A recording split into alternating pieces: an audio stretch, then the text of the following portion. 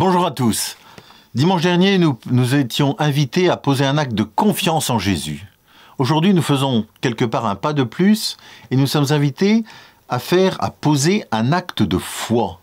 Et l'exemple qui nous est donné est peut-être surprenant, c'est l'exemple de la Cananéenne. Jésus se trouve à l'étranger, dans l'actuel sud du Liban, près de Tyr et Sidon, et il rencontre cette Cananéenne qui a une fille qui est en situation de détresse. Et cette Cananéenne, qui est donc une étrangère, se tourne vers Jésus et crie vers lui « Prends pitié de moi, Seigneur, fils de David !»« Seigneur, viens à mon secours !» dit-elle. Et donc malgré les remarques peut-être désobligeantes de ses disciples, Jésus s'adresse à elle et entame un dialogue avec elle. Et il est impressionné par sa foi, et il lui dit « Femme, grande est ta foi, que tout se fasse pour toi comme tu le veux. » Et à l'heure même, sa fille fut guérie. En fait, le point sur lequel je voudrais insister, c'est la foi.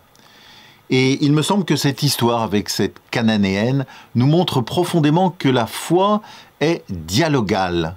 Le pape Benoît XVI aimait souligner ce point. La foi est dialogale, c'est-à-dire c'est un échange, un dialogue entre Jésus et chacun et chacune d'entre nous. La foi, c'est pas simplement quelque chose qui touche mon intelligence, le fait de croire en Dieu, ça touche aussi mon cœur, c'est-à-dire fondamentalement la foi est une adhésion profonde de ma personne envers la personne de Jésus.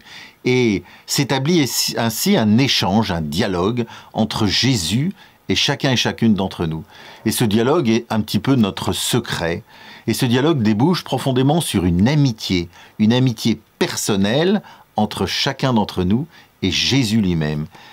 Et il me semble que, vous voyez, au cœur de cet été, cette invitation à partir de l'histoire de la Cananéenne veut nous montrer l'importance de cette démarche de foi, l'importance d'ouvrir notre cœur, non seulement à partir d'un acte de confiance, mais ultimement d'un acte de foi, qui voit en Jésus le Sauveur et l'unique Sauveur du monde.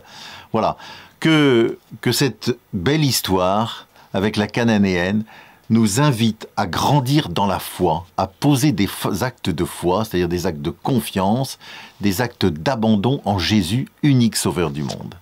Bon dimanche à tous.